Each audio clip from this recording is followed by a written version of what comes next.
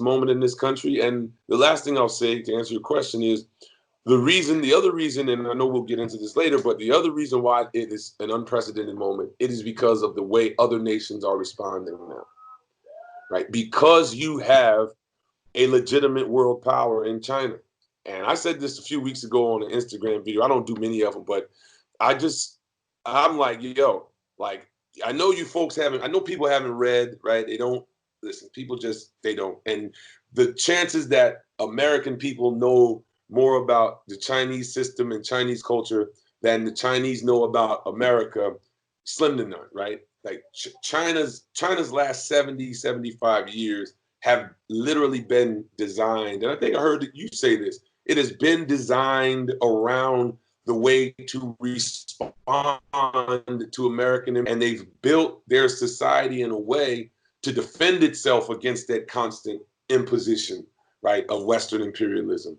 And in the midst of all of that, they have still been able to eke out, some of the greatest advancements in human history, right? They've built their society and climbed to the top of, and most economists will tell you that China is at the top of the pecking order now. They've done it without war. They've done it without invasion. They've done it without bombing and blowing people up and, covert operations and disrupting other societies. They've literally built a legitimate threat, in my opinion, to the balance of the world. And as people in America and Americans, a part of American society, we have been misled. And of course, domestically, we're not going to talk about it. The only people talking about China are these warmongering hawks who are using antiquated and outdated, whatever they're called, manifestos or whatever these guys are reading. But this stuff, these guys are reading colonial manifesto. I mean, come on, man, it's plain as day. So the idea that these sort of old tricks will work, or will help us in any way. The idea that isolationism, which I believe these Trumpers are moving toward, is going to help us in any way. It's 300 million plus people in the U.S. only. And just for context, the Chinese basketball community is 300 plus million people, just for context. So we're dealing with a whole new dilemma, if you will, in how we figure out how we best structure this society to give ourselves a chance in the future. And I've been trying to have that conversation with people that I know who have influence, who have power. And it's, people are like, yo, are you serious? I'm like, listen, man, China is going to eliminate poverty this year. I think last I read this, like 1.6% poverty in China with 1.4 billion people, right? They've made an effort to address the way that human life is actually governed, right? And they've made a serious attempt to figure out the best way in which they can get and make their citizens as productive as they possibly can be. That's why they can build 11-room hospitals in 10 days, like they did at the beginning of the COVID outbreak. So we are just dealing with something that, we've kicked the can down the field. We've tried to use these Red Scare tactics, and we've tried to, use the propaganda to keep nations at bay.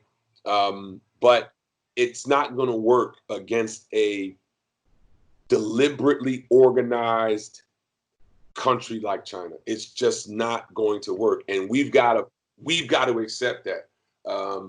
And again, I can go on for days, but we just got to accept that we are in a different time in global history, right? It's not just American history, but it is this global push that has been made against the imposition of America into other parts of the world. And China is, China's the top trade partner with every nation on earth. And they have logically just filled the holes that Western imperialism has made and left in the world. So you blow a nation up, China rebuilds it. That works in their favor, and that's what they've done. And we use all kind of propaganda language against these folks.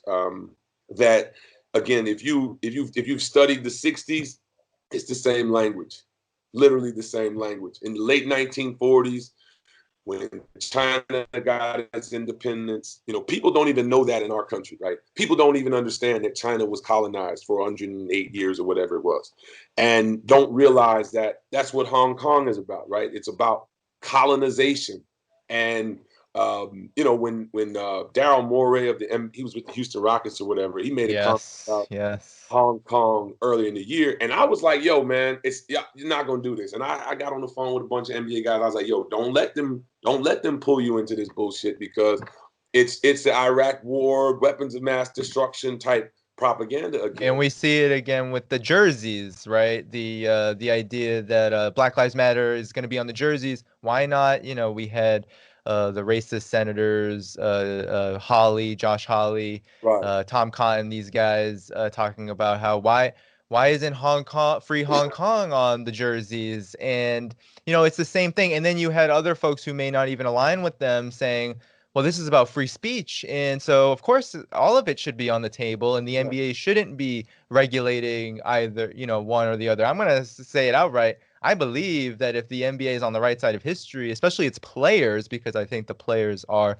the workers in the NBA, if they're on the right side of history, then they would, as you did, say, no, we're not going to support a movement that's undermining an entire country at the Right. behest of the United States. That's just not Right. what principled workers, what principled Right. people do. Right, right, absolutely, and that's going to be, in my opinion. I just don't think it's going to work. I mean, obviously, China has changed its foreign policy. I've witnessed in the last probably 2 years, I would say, that their foreign diplomats have become a lot more outspoken. They are swiftly rebutting the propaganda. They barely give it a few hours to get afoot, right? So they're making this consistent effort to continue to shine the light on the truth, and push people toward logical understanding. And for our society, again, man, it's just we've got to figure out a way to get out of this.